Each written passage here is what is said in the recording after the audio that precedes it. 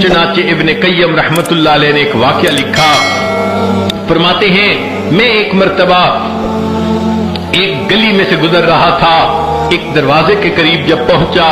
मैंने देखा कि दरवाजा खुला, एक माँ अपने 8-9 साल के बच्चे पर खफा हो रही थी, नाराज हो रही थी, कह रही थी तू ढीठ बन गया, जिद्दी बन गया, मेरी कोई बात नहीं मानता, काम चोर बन गया, कोई काम नहीं करता, और कह रही थी अगर तुमने मेरी बात नहीं माननी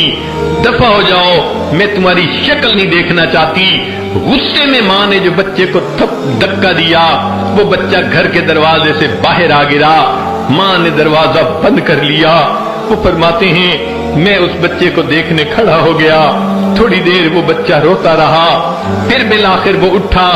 आहिस्ता आहिस्ता कदमों के साथ उसने गली के एक कोने पे जाना शुरू किया,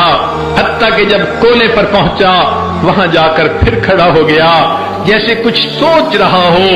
फिर आहिस्ता कदमों से वापस आया, अपने घर की दहलीज पर आकर बैठ गया,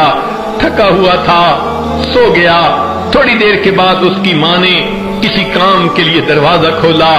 देखा तो बच्चा दरवाजे पर ही लेटा हुआ है। माँ का गुस्सा ठंडा नहीं हुआ था, फिर वो कहने लगी जाता क्यों नहीं, चला जा यहाँ से, अगर तूने मेरी बात नहीं माननी तो मैं तुझे देखना भी पसंद नहीं करती। जब माँ ने उसे फिर डांटा, बच्चे की आंख खुली, वो खड़ा हुआ, आंखों में से फिर आंसू आ गए, कहने लगा अम्मी जब आपने मुझे धक्का दे दिया था मैंने सोच लिया था मैं यहाँ से चला जाता हूँ। अम्मी मैंने सोचा था मैं किसी का नौकर बन जाऊंगा, मुझे खाना भी मिल जाएगा, मुझे रहने की जगह भी मिल जाएगी। और ये सोचकर अम्मी मैं गली के मोड़ तक पहुंच गया था, लेकिन वहां जाकर मुझे ख्याल आया मुझे रोटी भी मिलेगी, खाना भी मिलेगा,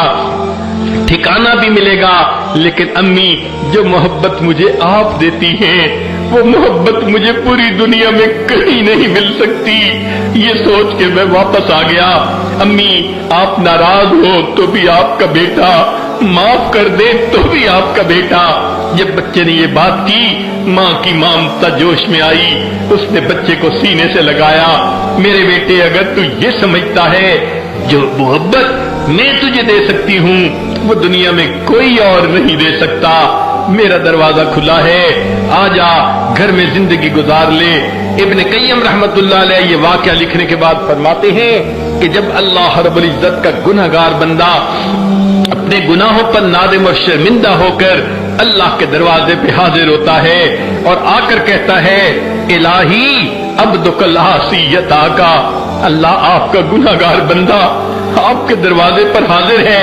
मुकिर्रम बिज़्ज़ुनूब व क़द आका, अल्लाह अपने गुनाहों का इकरार करता है और आपकी खिदमत में ये गुजारिश करता है फ़इन तग़फ़िर फ़अन्त लिज़ाका अहलुन, अल्लाह अगर आप माफ कर दें तो आपको तो ये बात सजती है, व इन ततरुद फ़मन यरहम सिवाका, अल्लाह अगर आप मुझे धक्का दे दें तो फिर मेरे लिए कौन है जो मुझ पर रहम करने वाला हो। अजीब बात है, दुनिया की रोटी का सवाल करने वाला